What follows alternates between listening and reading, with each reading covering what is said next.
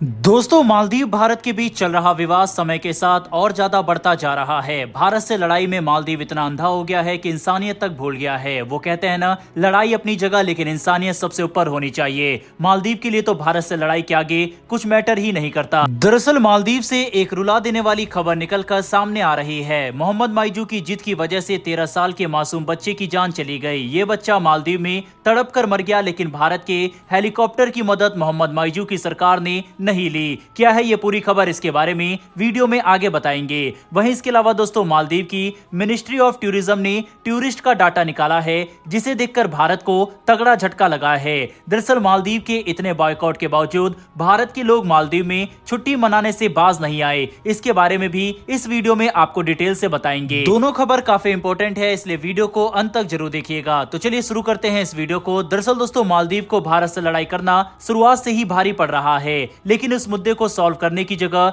मालदीव अपनी हरकतों से बाज नहीं आया। अब जो खबर निकलकर सामने आई, उसे सुनकर हर इंसान को बहुत ज्यादा दुख हो रहा है। दरअसल 13 साल के मासूम बच्चे को इलाज के लिए गाफू से मालदीव की राजधानी माले ले जाना था, लेकिन उसे वक्त पर चोपर ही नहीं मिला और उस बच्चे की जान चली गई। बता दें, मेडिकल इमरजेंसी में भारत के चोपर मालदीव की खूब काम आते हैं, लेकिन भारत सरकार के अगेंस्ट जाने के बाद अब ये रुक गया है, जिसकी वजह से मालदीव के लोगों को परेशानी हो रही है। इन सब बातों को पीछे छोड़कर मालदीव को भारत से मदद मांगनी चाहिए थी, लेकिन उसने ऐसा नहीं किया और एक मासूम बच्चे की जान चली गई। मालदीव की मीडिया के अकॉर्डिंग भारत मालदीव को 2 नेवल चोपर और एक डॉर्नियर एयरक्राफ्ट दे चुका है, जिसकी हेल्प से मालदीव मेडिकल इमरजेंसी में लोगों को इधर से उधर लेकर जाता है। लेकिन मालदीव पर तो बस भारत से लड़ाई का भूत सवार है। इस वजह से वह कोई राइट डिसीजन नहीं ले पा रहा। मरने वाले बच्चों की फैमिली का रोकर बुरा हाल है। उनके मुताबिक अगर बच्चे को सही समय पर माले ले जाया जाता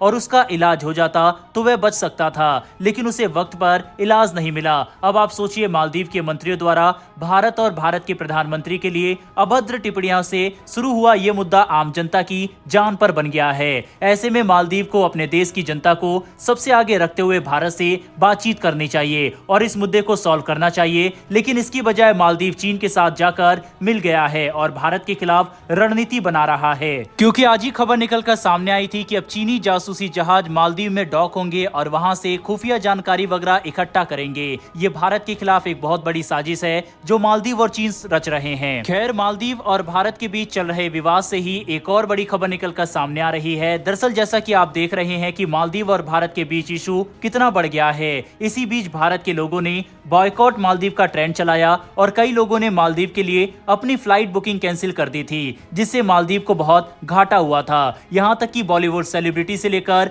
बड़े बड़े नेता भी भारत के लक्षद्वीप आइलैंड को प्रमोट कर रहे थे और मालदीव को बॉयकॉट करने पर जोर दे रहे थे।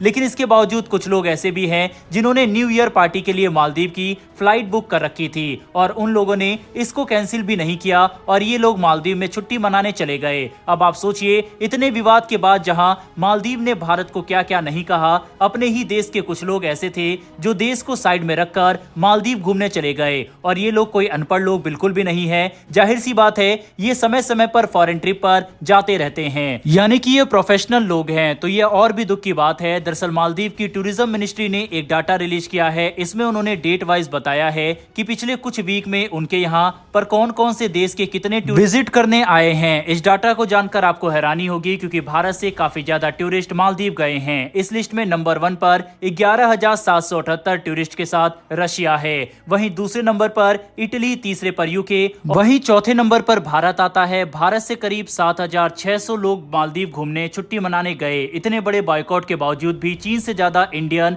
मालदीव जा रहे हैं। इसी के साथ टोटल टूरिस्ट मार्केट में अभी भी भारत का कंट्रीब्यूशन 7.9% का है, यानी कि मालदीव में आज भी जाने वाले हर 100 टूरिस्ट में से 8 टूरिस्ट भारत के ही हैं। ये लोग सबको जानते हुए भी छुप छुपाते हुए मालदीव जा रहे हैं। दोस्तों, जहां एक तरफ हमारे प्रधानमंत्री नरेंद्र मोदी लक्षद्वीप जाकर अपने देश के आइलैंड को प्रमोट कर रहे हैं, तो वहीं कुछ लोग ऐसे हैं जो इन सब के बावजूद मालदीव जा रहे हैं। ये वाकई में काफी निराशजनक बात है।